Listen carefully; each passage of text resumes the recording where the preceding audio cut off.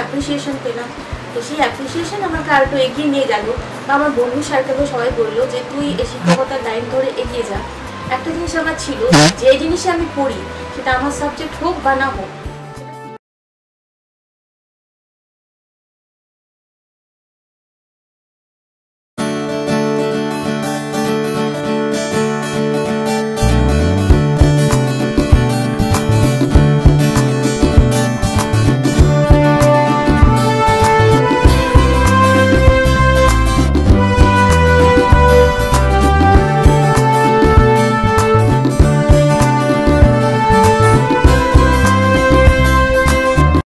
আবার আপনাদের সামনে পুরাণে আপনাদের সকলকে স্বাগত। আমি পাপিয়া মল্লিক আবার চলে এসেছি শ্রীমতী সর্বাণী কুণ্ডুর কাছে, যিনি শিক্ষিকা এবং অনেক কিছুর সাথে জড়িত। তার সাথে আপনাদের পরিচয় করাবো। আমি সর্বাণী কুণ্ডু।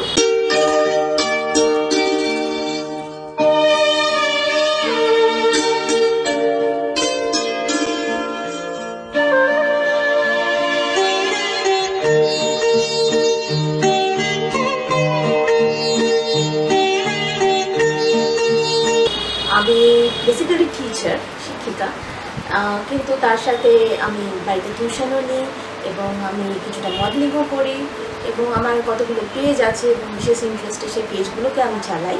তো আর আমি বেসিক্যালি পড়াতেই মেন, আমার প্রফেশনটা যদিও হচ্ছে পড়া।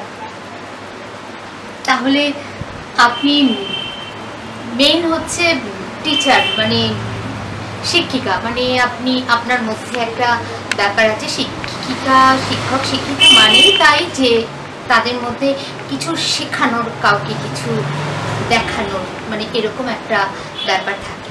আপনার মধ্যে সেটা কি করে আসলো? কারণ আমি ইতিমধ্যে জেনে গেছি যে আপনাদের এক তরফ ডক্টরস, এক তরফ ইঞ্জিনিয়ার্স। তো আপনি এই দুটোর মধ্যে এটাকে কি করে পাঞ্চ করলেন?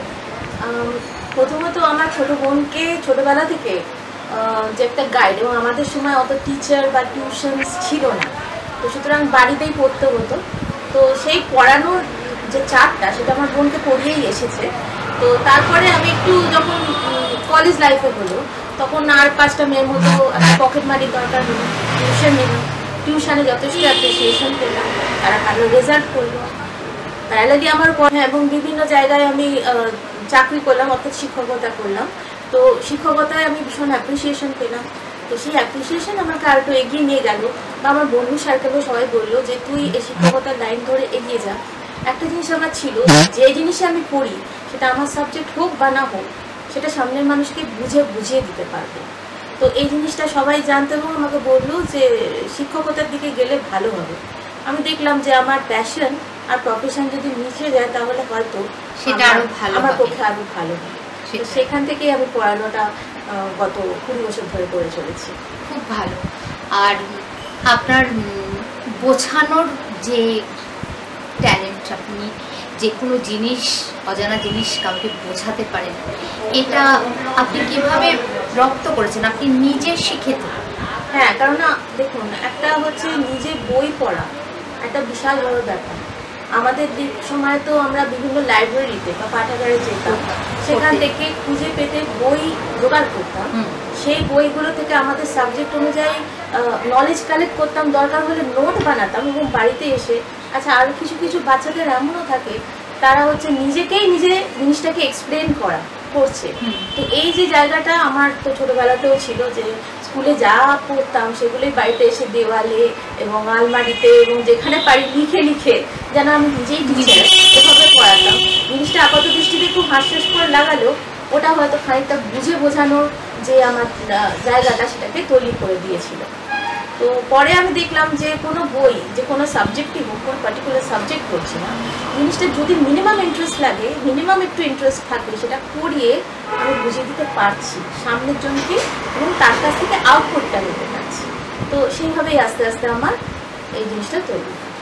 আপনারা এখানে অনেক দিন আছেন, নিশ্চয়ই এখানে পরিচিত এবং সকলে আপনাকে জানেন তো যে আপনি একজন টিচার, আপনি শেখাচ্ছেন।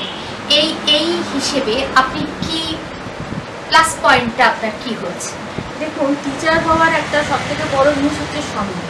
একদম আমাদের পশ্চিমবঙ্গে এবং সাউথ দেশে যারা শিক্ষকতা করে তাদের কিন্তু একটু ভালোভাবে দেখা হয়, ভালো নজরে দেখা হয়, অন্যান্য প্রফেশনের চেয়ে এটা উঠছে। সুতরাং এই পাড়াতেও আমি অনেকদিন আছি এবং আমি এখনো যদি রাস্তায় বেরোই, যখন একটা টিচার হিসেবে তারা হ্যালো ম্যাম কেমন আছেন বলে, তখন মনে খুব ভালো লাগে। এবং একটা জিনিস হচ্ছে এই যে আমি একা এক্সিস্টেন্সের মধ্যে আছি, যে আমার স্ট্রাগল ফর এক্সিস্টেন্সটা আছে, সেই স্ট্রাগল ফর এক্সিস্টেন্সে কিন্তু যখন সবাই আমাকে মাথা তুলে দেখে, কারণ আমার চলার পথে সুবিধা হয় যে আমাকে কেউ নিচু চোখে দেখতে পারবে না, বা সে সাহসটুকু তারা করবে। তো কারণ আমি শিক্ষা যখন দিচ্ছি তখন আমি মানুষকে ডাক্তার বানাচ্ছি, কাউকে ইঞ্জিনিয়ার বানাচ্ছি, সবাইকে একটা বড় হতে দেখছি। হ্যাঁ, তো অনেকে আছে যারা এখন খুব এস্টাবলিশড, এক সময় তারা আমার ছাত্র বা ছাত্রী ছিল, ভালো লাগে। এটা আমার পাড়ায় একটা সম্মান। মানে আপনার মানে ফার্স্ট প্রায়োরিটি চয়েসের টিচার। এবার আপনি ধীরে ধীরে মানে যেরকম শুনলাম আপনার ফ্যামিলির দিক থেকে, যে মায়ের দিক থেকে সকলে ডক্টর ছিলেন এবং বাবার দিক থেকে ইঞ্জিনিয়ার ছিলেন, এর দুটোর ভাবধারা মানে আপনার মধ্যে শিক্ষার বীজটা ওখান থেকেই রোপণ হয়েছে, সেটাও বুঝতে পারছি। কিন্তু আপনি বোনকে পড়িয়েছেন, বোনকে পড়াতে পড়াতে আপনার শিক্ষার চিন্তাটা এসছে যে আমি আরও কাউকে পড়াতে পারি। কিন্তু এই যে ছবি তোলা, এই যে ফ্যাশন, এই যে মেকআপ করা, এইভাবে মানে সাজলে আমাকে ভালো লাগবে, এই যে এই জিনিসগুলো আমি মডেলিং করব, আমি করতে পারি, আমি এটা পারবো, যে এই যে জিনিসটা, এটা আপনার মধ্যে কিভাবে আসলো? একটা কিন্তু আমাদের সোসাইটিতে আছে যে, এবং আমার কন্টেম্পোরারি বন্ধুদেরও দেখেছি আমার এজের যারা, তারা একটা সংসার পাতির মধ্যে ঢুকে গিয়ে তারপরে তারা ওই সেই ভূমিকাকে হারিয়ে যাচ্ছে। তাদের মনের ভেতরে একটা সুপ্ত বাসনা কিন্তু আছে যে একটুখানি রিফ্লেক্ট করা, সবার মধ্যেই থাকে।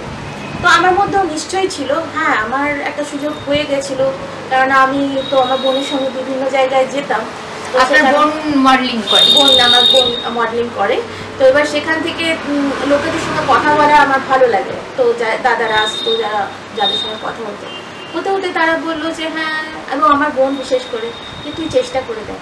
তো প্রথমে তো একটুখানি অসুবিধে লাগছে, কিন্তু এখানেও আমার একটা শেখানোর আছে যে কোনো জায়গায় আটকে যাবে না, ঠিক আছে? আটকে যাওয়ার মতন কিছু নেই, চেষ্টা করলে মানুষ সব পারে, সব পারে। সুতরাং আমি সেই সমস্ত বাদন, যে আমার বয়স কি, আমার প্রফেশন কি, সেগুলো ছাড়িয়ে উঠে আমি একটু চেষ্টা করলাম নিজেকে ক্যারি অন্যরকম ভাবে নিজেকে দেখানো। এই জিনিসটাতে ঢুকে আমার ভালো বই খারাপ লাগেনি, মানে আমার মনে হয়েছে হ্যাঁ, আমি যে বয়সী হোক না কেন আমি মানুষের কাছে পৌঁছাতে পারছি।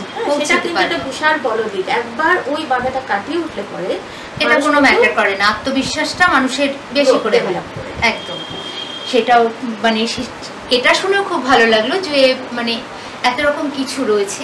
এবার আপনাকেও সিঙ্গেল মনে হচ্ছে, তো আপনার মা আছেন। এবার এই জিনিসটা কেন, মানে আপনি সিঙ্গেল কেন, মানে আপনার মনের মতো মানুষ পাননি না, আপনি খোঁজে নিনি, মানে আপনার চিন্তাতে ওটা আসেনি যে আমি এরকম মানুষ খুঁজবো? এই লাইফটা আমার একটু এক্সেপশনাল, কারণ আমার বাবা তো ইঞ্জিনিয়ার ছিলেন, মেরিন ইঞ্জিনিয়ার। তো উনি অনেকটা সময় বাইরে কাজ করতেন। আমার মার কিছুটা নিউরোলজিক্যাল ডিসঅর্ডার্স ছিল প্রথম থেকে, আমার জন্মের সময় থেকেই। তো সুতরাং একটা জায়গায় এসে আমার বোন আমার চাইতে কিন্তু অনেকটাই ছোট, তো এবার তাকে মানুষ করার ব্যাপারটাও এসে গেছিল। বাড়ির বড় মেয়ে কিছু না কিছু দায়িত্ব থেকেই যায়। তো আমাদের সময় ওইভাবে বাড়িতে হাউস হোল্ড বা কিছুই ছিল না। তো আমি ওরকম স্কুলে যেতাম, স্কুল থেকে আসতাম, বাড়ির কাজ করতাম, এবং বাবা না থাকলে বাজার হাট, ব্যাংকিং, এগুলো যত সবাই গেছে করতে হয়েছে। তো এই অবকাশে আমি অতটা ভাবতে পারিনি যে আমার নিজের কিছু একটা, আমি খুব একটা নিজের দিকে তাকানোর অবকাশ পাইনি, এবং আমার তাতে কোনো দুঃখ নেই। আমাকে আজও সে দায়িত্ব পালন করতেই, তাতে কোনো অসুবিধে নেই। আমার এটাতে ভালো লাগে যে আমার মা এখনো ভালো আছে, বাবাকে আমি সেই শক্তি ভালোভাবে যতটা সম্ভব করতে পেরেছিলাম, সাহায্য যতটা সম্ভব তাকে নিয়ে দৌড়াদৌড়ি করতে, এবং তিনি আমাকে পুরো আশীর্বাদ করে গেছিলেন যে আমি চাই যে তুই এস্টাবলিশড হ। আমার বাবা কিন্তু একটা জিনিস ছিল, মনে করতেন না যে একটা মেয়ের আলটিমেট ডেস্টিনেশন বিয়ে, বা আমাদের বাড়িতে সেইভাবে যে সোনার গয়না বাঁধিয়ে রাখবো যে আমার মেয়ে বড় হয়ে বিয়ে করে সোনার গয়না, না, উনি বরং ইনভেস্টমেন্টটা করতেন এডুকেশন সিস্টেমে। হ্যাঁ, উনি বলতেন আমার মেয়ে যদি নিজের পায়ে দাঁড়াতে পারে ওটাই সবচেয়ে সেটাই বড়। সব থেকে বড় গয়না হয়ে দাঁড়াবে ওর জন্য। একদম। হ্যাঁ, এই যে জিনিসটা এটা কিন্তু আমাদের সোসাইটিতে হওয়া খুব জরুরি। আজকে যেসব সার্কামস্টেন্স তাতে একদম। একটা মেয়ে অনেক নিজের পায়ে দাঁড়ানোটা সেটাই সব থেকে বড় গুরুত্বপূর্ণ তার হওয়া উচিত। তো সেই একটা ছিল। তো আমি যত ওই দায়িত্ব, এবং এখানে কখনো মনে করতে পারতাম না যে আমার সময় কোনো ছেলে পাশে নেই বা কোনো ভাই পাশে নেই বা কেউ আমার বাবা এরকম আমার কখনো মনে হয়। আমার মনে হয়েছে আমার যেটা কর্তব্য, যেটা নিয়ে আমি জন্মেছি, সেটা যেন আমি করে যেতে পারি। এটুকু যেন আমার কাছে ঠাকুর যেন এইটুকু শক্তি দেয়। তো সেটা জানি না কতটা পেরেছি, কিন্তু আমি যে মাকে ভালো রাখতে পেরেছি, আমার বোনকে একটা জায়গায় দেখতে পাচ্ছি, আর আমার বাবাকে শেষ অবধি দেখতে পেরেছি, এবং আপনি নিজেও ভালো আছেন এগুলো নিয়ে, সেটাই তো আমার সব থেকে বড় আশীর্বাদ। মানে আপনার সারাউন্ডিংটাই মানে এই ভালো থাকার মতো, ভালো লাগার মতো। মানে ধরুন আপনি যা যা চেয়েছেন, আপনি যা যা করতে চেয়েছেন, যা যা পেয়েছেন, এগুলো আপনার চাওয়া ছিল, সেগুলো আপনি পেয়েছেন। আবার যেগুলো করতে চেয়েছেন সেগুলো আপনার পাওয়া ছিল, পেয়েছেন। আপনি আপনার বোনকে ছোট থেকে বড় করেছেন, তাকে পড়াশোনা করিয়েছেন, সে একটা ভালো জায়গায় এস্টাবলিশড হয়েছে। তো এইবার আপনি তার জায়গাটাতেও যেতে পারছেন, সে আপনাকে নিচ্ছে। তার মানে দুজন দুজনের একদম পরিপূরক হয়ে আপনারা জীবন কাটাচ্ছেন, একটা ভীষণ ভালো লাইফ লিড করছেন। তো এটার জন্য আপনি কাকে ধন্যবাদ দেবেন? নিজের মনের শক্তিকে, অবভিয়াসলি আশীর্বাদকে, আর এই যে উপরে ঈশ্বর আছে তাকে। অবশ্যই আশেপাশের পারিপার্শ্বিক যে এনভায়রনমেন্ট, সেটাও আমাকে খুব সাপোর্ট করেছে। এবং আমার মা সবসময় আমার পাশে, আমার মায়ের দিকে যে মাসি মামা, তারাও আমাকে অনেকভাবে সাপোর্ট করেছে, সবাই মিলে। আর আমার পাড়াটাও, বলতে কি যে পাড়াতেও কিন্তু যে একটা শিক্ষিকা হিসেবে যে জায়গাটা আমার সহজ হয়ে গেছে, এবং আমি যে কোনো বিপদে আপদে তাদের পাশে পাই, সেটা আমি এটা ফিল করি না যে আমার পাশে কোনো পুরুষ মানুষ নেই, কেননা এই এনভায়রনমেন্টটা অটোমেটিক্যালি তৈরি করেছেন আপনি আপনার নিজের ক্যালিতে। মানে এটা আপনাকে অন্য কেউ এসে করে দিয়ে যাননি। আপনি বলছেন এগুলো আশীর্বাদ, কিন্তু আপনার মধ্যে এই গুণটা ছিল বলে আপনি পেরেছেন। অ্যাকচুয়ালি এটা যে আপনার এই ক্যালিবার ছিল যে আমি আমার চারপাশে এরকম একটা করে তুলব। দেখুন, এরকম দেখা যায় অল্প বয়সে কেউ কাউকে খুব বিরক্ত করছে, তার উপর একটু দুর্বলতা আসলো, তার সাথে একটু এগুলো, এই জিনিসগুলো আপনার কাছে আসেনি, হয়নি। সেটা আপনি আপনার চারপাশে এই দেয়ালটা তুলেছিলেন বলেই হয়নি। আপনি এটা নিয়ে কি বলবেন? তাই তো, দেওয়াল তুলেছি এ কথা বলা যায় না, বললে সেটা ভুল হবে। হয়তো বিভিন্ন সময় বিভিন্ন রকম চান্সেস এসেওছে, কিন্তু এবং আমার বাবাও চেষ্টা করেছেন, কিন্তু আমি দেখলাম যদি এটা দাঁড়িপাল্লায় রাখি তাহলে কোনটা বেশি ইম্পর্টেন্ট, আমার দায়িত্ব না আমার নিজের পার্সোনাল ম্যাটার। আমার মনে হয়েছে বড় হিসেবে আমি যদি সেই দিনে চলে যেতাম, হতে পারে একজন মানুষকে এমন পেতাম যে আমার বাড়িটাকে সাপোর্ট দিত, কিন্তু এটা একটা জাগলিং ম্যাটার, হতেও পারে নাও হতে পারে। ওই রিস্কটা তখন আমার মনে হলো নেওয়া উচিত হবে না। সেই সময় যে বাবার পরিস্থিতি ছিল শারীরিক, বা আমার মায়ের পরিস্থিতি ছিল, বা এই যে মানুষ হচ্ছিল আমার বোন, ও তো আমার সন্তান সময় একদম। হ্যাঁ, তো সুতরাং তাকে কখন আমি ভাসিয়ে দিয়ে যেতে পারি, তো আমি মনে করলাম তার থেকে এইটুকু না ভাবাই। ধন্যবাদ যে মানে ওটাকে আপনি আপনার মনে জায়গা দেননি, আপনি আপনার দায়িত্ব কর্তব্যকে বেশি মনে করেছেন। আপনার স্কুলিং কোথায়? স্কুলিং পড়াশোনা? আমি অ্যাকচুয়ালি ইংলিশ মিডিয়াম স্কুল থেকেই পাস করেছি, এবং সেখান থেকে আমি আবার বায়োসায়েন্স নিয়েও পড়েছি। পরবর্তীকালে ইংলিশ অনার্স করেছি, আর কম্পিউটারে মাস্টার্স করেছি। তো এই আমার স্কুলিং। এখন আমি একটি ইয়েতে কাজ করি, একটি প্রাইভেট স্কুলে কাজ করি। এর আগে বিভিন্ন স্কুলে আমি কাজ করেছি। মানে আপনি আপনার এই জীবন, আপনার এইরকম এই যে আপনার জীবন, আপনার প্রসপারিটি, আপনার ইনফ্লুয়েন্স, আপনার স্ট্র্যাটেজি, এগুলো নিয়ে আপনার জীবনটা এখন কীরকম কাটছে? মানে এমন কি মনে হয় যে আমি কোনো বন্ধু ছাড়া, বা আমি কোনো একটা জায়গায় একটু শূন্যতা অনুভব করছি? আমি খুব বন্ধু ছাড়া এই জন্য মনে করি না, কারণ আমার বোন আমার সব থেকে ভালো বন্ধু। আমার মা আমার সব থেকে ভালো বন্ধু, আমার পারদর্শিকতাও খুব বন্ধুত্বপূর্ণ। এবারে একটা জিনিস, তারপর সব থেকে ভালো বন্ধু কে জানেন? যে আত্মাকে নিয়ে আপনি চলে যাবেন সেই কিন্তু শেষ অবধি থাকবে। তো এখন যদি অন্য একজনকে আমি আমার নিজের হাসি বা কান্নার চাবিকাঠি বিয়েটা দিই, তাহলে কিন্তু ওই ঘরের দরজা খোলা রাখার একটা রিস্ক থেকে যায়। মানে অন্য কাউকে আমি আমার ভালো থাকা মন্দ থাকার দায়িত্ব দেব না। এবং দেখবেন যারা উন্নতি করে তারা একটা জায়গায় গিয়ে একা হয়ে যায়, সেটা অ্যাকসেপ্ট করে না। সেই একা হয়ে যাওয়াটা কিন্তু আমি বলছি না সে লোনলি ফিল করে, বাট ওই একাকিত্বটা দরকার আমার ভাবনা চিন্তার জন্য। আমি একটা বড় কিছু করতে গেলে, আপনি যখন ভাবছেন আমি একটা বড় কিছু করবো, তখন সেই ভাবনা চিন্তার জন্য আপনার একটু একা হওয়া দরকার। এবং আরেকটা কথাও জানবেন, loneliness is just a state of mind. একদম। আমরা যত বিজি হচ্ছে, এই যে করোনা 2 বছর গেল, কত মানুষ ঘর থেকে বেরোয়নি, তারা শুধু সারাক্ষণ নিজে অনলাইনে জিনিসপত্র অর্ডার করছে, ঘরে থাকছে, ঘরের কাজ। আচ্ছা, এমনও হয়েছে যে কল সারাতে জানে না, সে কল সারাতে শিখে গেছে। একটা হসপিটালাইজেশনের অবস্থায় এসেছে, সে নিজে ট্রিটমেন্ট করছে। হ্যাঁ, তো যত দিন যাবে মানুষ টেকনোলজি যত জানবে, তত কিন্তু তাদের ওই যে অত ইমোশনাল একটা আমার ব্যাপারটা থাকলো না, ওইটা আস্তে আস্তে মানুষের। অবশ্যই সবটা ভালো না, কিন্তু কিছুটা হলেও আমি এটা বুঝে গেছি সেই 2 বছরে যে loneliness is just a state of mind. একদম।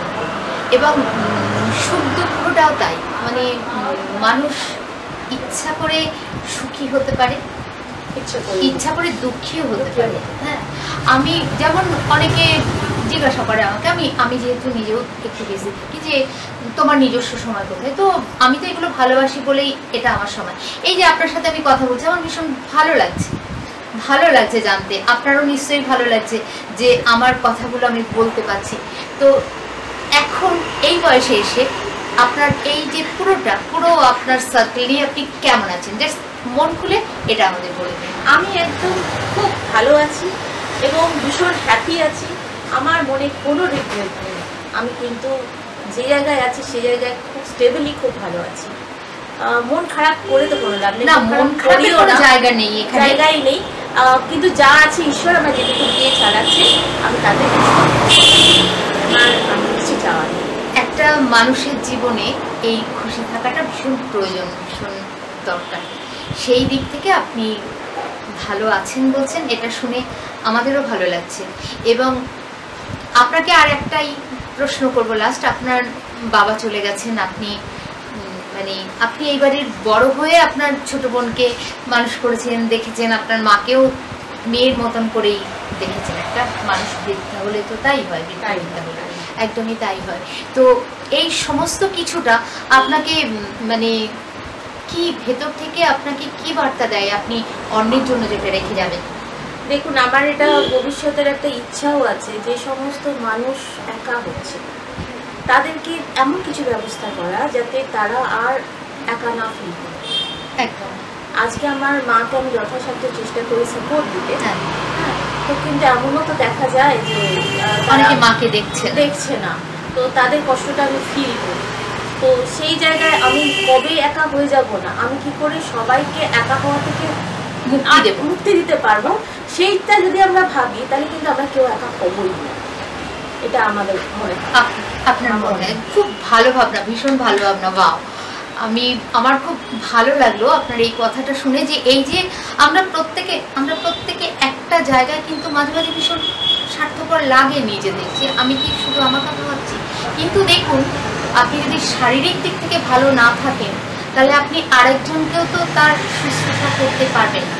এই যে ভাবনাটা, এটা কিন্তু সবার মধ্যে থাকে না, আমি আপনার মধ্যে দেখলাম এবং আমার ভীষণ ভালো লাগলো। আমি এটা খুব ভালো করে সকলকে জানাতে চাই যে উনি একজন কি বলবো, শিক্ষিকা তো বটেই, এবং আরও কিছু শিখছেন। তার চেয়েও বড় কথা, উনি